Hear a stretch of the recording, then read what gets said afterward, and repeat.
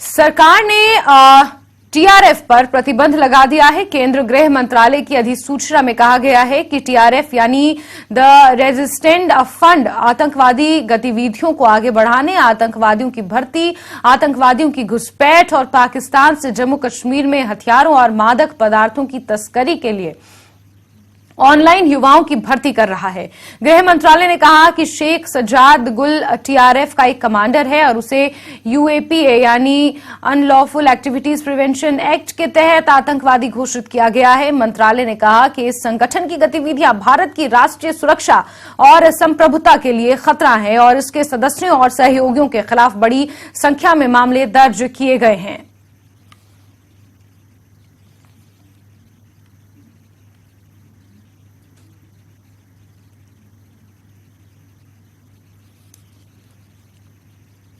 तो टीआरएफ के ऊपर शिकंजा कसा है।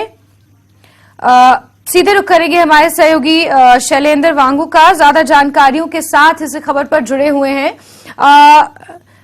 शैलेंद्र, यहां पर टीआरएफ के ऊपर भी शिकंजा कसा गया है क्योंकि लंबे समय से हम देख रहे हैं जम्मू कश्मीर में टीआरएफ काफी सक्रिय नजर आ रहा है। कश्मीरी पंडितों की सूची उनके द्वारा जारी की जा रही है। यहां तक कि डांगरी में जो घटना हुई उसकी जिम्मेदारी भी टीआरएफ ने ही ली है।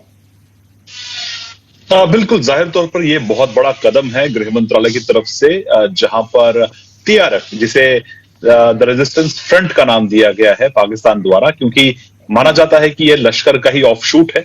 लश्कर तैयबा पर जब बहुत ज्यादा दबाव था 2019 में, कि जब एफएटीएफ की ग्रे लिस्ट में था पाकिस्तान, उस वक्त बहुत दबाव था। तो ऐसे में अपनी गतिविधियों को जारी रखने के लिए एक नया फ्रंट, एक नया आतंकी संगठन तैयार किया गया जिसको the resistance front, the TRF कहा गया। और इसने आते साथ ही हमने देखा है कि इसने जो पुलिसकर्मी है कश्मीर में या फिर वहां पे जो सरपंच है, पंच है, उनको धमकियां देना शुरू कर दिया, उन पर हमले करना शुरू कर दिए। अल्पसंख्यक समुदाय पर जो टारगेटेड किलिंग्स हुई है पिछले कुछ 2 सालों के अंदर, माना जा रहा है कि टीआरएफ ही उसके पीछे है और वो जिम्मेदारी भी इसकी ले चुका है इस तरह के हमलों को अंजाम देने के लिए। और हमने ये भी देखा है कि जो देश के बाकी हिस्सों से जम्मू कश्मीर में काम करने के लिए जो मजदूर आते हैं, जो लेबरर्स आते हैं, उन पर भी हमला किया गया। और हाल ही में जो जम्मू कश्मीर पीएम पैकेज के जो एम्प्लॉइज हैं, उनकी जो हिट लिस्ट जारी की गई थी, उसके पीछे भी टीआरएफ का ही हाथ था। तो अपने आप में ये बहुत बड़ा कदम है कि केंद्र सरकार ने अब टीआरएफ पर यूएपीए के तहत प्रतिबंध लगा दिया है, आतंकी संगठन घोषित कर दिया है, जिसके बाद अब माना जा रहा है कि टारगेटेड किलिंग्स में अब कमी आ सकती है, क्योंकि जिस तरह से प्रतिबंध किया गया उसके बाद अब एजेंसीज के पास पावर्स आ जाती है कि वो उनके एसेट्स को, उनके बैंक अकाउंट्स को फ्रीज कर सकते हैं और मूवेबल इमूवेबल प्रॉपर्टीज को भी सीज कर सकते हैं और उनके खिलाफ और भी कड़ी कार्रवाई की जा सकती है। तो जाहिर तौर पर ये एक बड़ा कदम है केंद्र सरकार की तरफ से। और इतना ही नहीं, बल्कि डोडा जिले के एक लश्कर के आतंकी पर भी प्रतिबंध घोषित किया गया है यूएपीए के तहत। और फिलहाल ये अभी पाकिस्तान में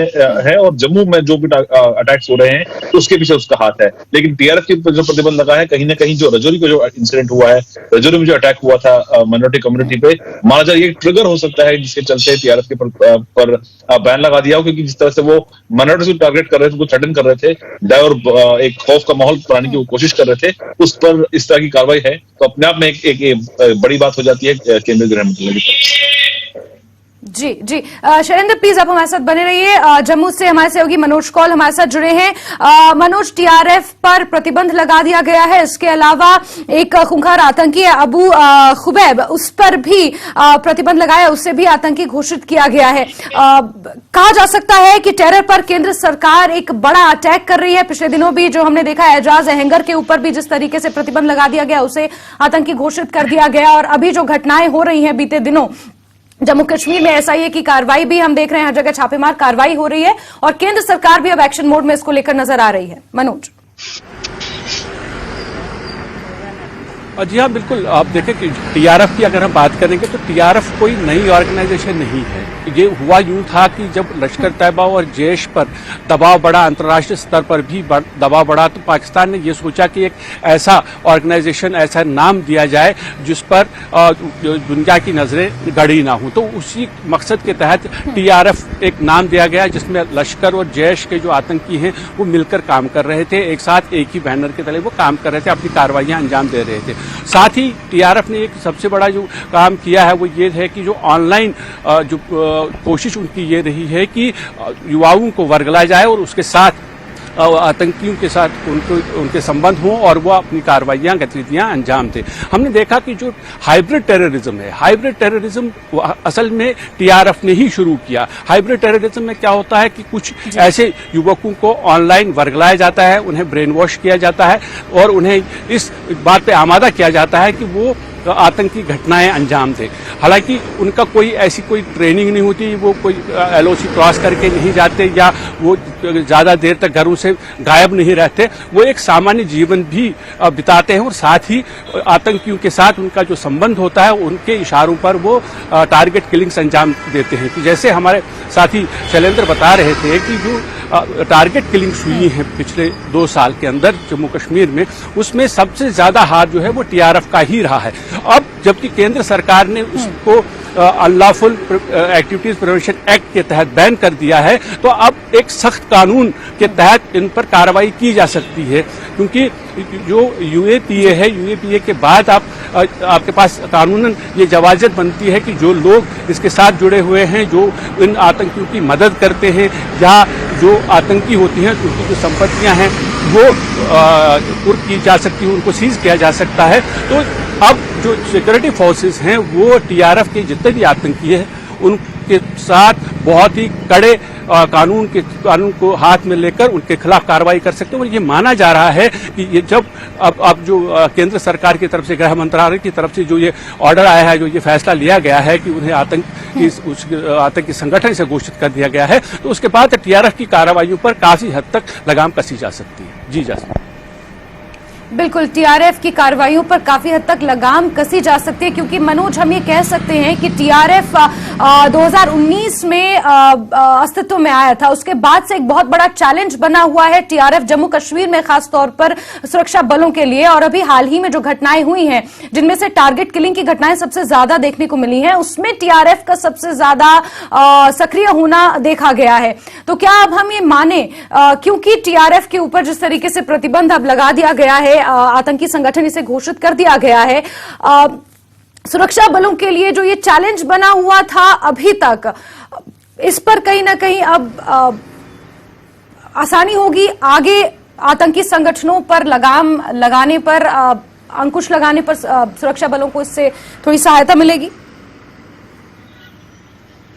जी बिल्कुल, जैसे मैं जिक्र कर रहा था कि जब भी आप किसी भी ऑर्गेनाइजेशन को बैन करते हैं यूएपीए के तहत, अनलॉफुल एक्टिविटीज प्रिवेंशन एक्ट के तहत, तो उसमें कई ऐसे प्रावधान हैं जहां आप न सिर्फ आतंकी जो भी है उसके खिलाफ सिक्योरिटी फोर्सेस लगातार कार्रवाइयां करते हैं। और कई आतंकी हमने ये देखे हैं कि जो लोकल जो टीआरएफ के साथ ही थे और उसके बाद वो आइडेंटिफाई हो गया कि उन्होंने ये कार्रवाई अंजाम दी है। कई आतंकियों को सिक्योरिटी फोर्सेस ने उसके बाद मार भी दिया, लेकिन अब उन लोगों पर भी शिकंजा कसा जा सकता है जो टीआरएफ के इन आतंकियों की सहायता करते हैं, जिनको जहां नॉर्मल लैंग्वेज में जो है ओवरग्राउंड वर्कर्स कहा जाता है। तो ओवरग्राउंड वर्कर अगर कोई भी टीआरएफ के साथ है तो उसके खिलाफ भी कार्रवाई की जा सकती है। कानून का जो शिकंजा है उस पर भी कसा जा सकता था। पहले ऐसा होता था कि अगर टीआरएफ के साथ जब तक ये बैन नहीं था तब तक ये कहा जा सकता था कि भाई ये आतंकी संगठन नहीं है, लेकिन अब जबकि इसको आतंकी संगठन घोषित कर दिया गया है, तो जैसे हमने देखा है कि जितने भी बाकी जो टेरर आउटफिट्स थे, उनके जो ओवरग्राउंड वर्कर्स हैं जिन्होंने आतंकियों की सहायता की है, उनकी जो प्रॉपर्टीज हैं वो सीज कर दी गई हैं। इसी तरह से कुछ ऐसे कानूनी प्रावधान और भी हैं जिससे न सिर्फ आतंकियों के खिलाफ बल्कि आतंकवाद को पनाह देने के खिलाफ, आतंकवाद की सहायता करने वाले उन लोगों के खिलाफ भी कार्रवाई की जा सकती है अब। और उससे ये फायदा मनोज, क्योंकि टीआरएफ अलग अलग स्क्वाड्स बनाकर हाइब्रिड आतंकियों को घाटी में भेजकर माहौल बिगाड़ने की कोशिश टीआरएफ द्वारा की जा रही थी, और अब क्योंकि टीआरएफ को आतंकी संगठन घोषित कर दिया गया है, ये माना जा सकता है कि इन घटनाओं पर कुछ हद तक रोक लगने में सहायता मिलेगी। शैलेंद्र हमारे सहयोगी लगातार बने हुए हैं। शैलेंद्र, जानकारियों के मुताबिक 8 जनवरी को गृह मंत्री एक अहम बैठक करने वाले हैं जम्मू कश्मीर के कुछ नेताओं के साथ।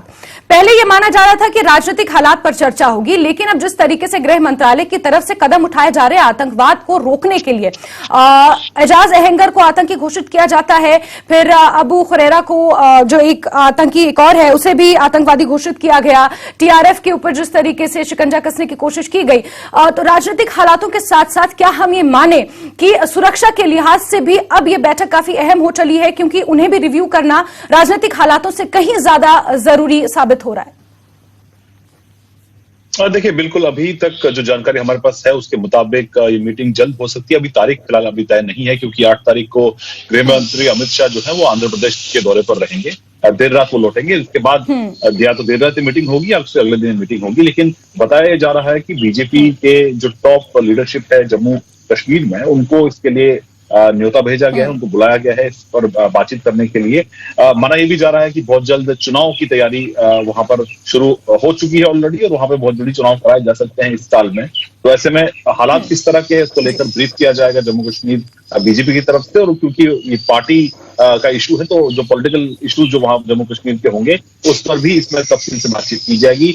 जाहिर तौर पर आतंकवाद का मुद्दा और लॉ एंड ऑर्डर का जो इशू है वो लगातार एक इंपॉर्टेंट इशू है। लेकिन क्योंकि पॉलिटिकल मीटिंग हो रही है तो जाहिर तौर पर उसका जिक्र जरूर होगा, लेकिन ज्यादातर इसमें पॉलिटिकल इश्यूज ही छाए रहेंगे। लेकिन आपको ये जरूर याद दिला दें कि अब से कुछ दिन पहले एक अहम बैठक गृह मंत्रालय में हुई थी, जहां पर गृह मंत्री अमित शाह ने इस मीटिंग को चेयर किया था, और जम्मू कश्मीर के उपराज्यपाल मनोज सिन्हा इस मीटिंग में शामिल हुए थे। जम्मू कश्मीर के डीजीपी दिलबाग सिंह के साथ साथ जो तमाम आला अधिकारी, आईबी, रॉ के चीफ, इस सब में ये सब जो अधिकारी इस मीटिंग में शामिल हुए थे।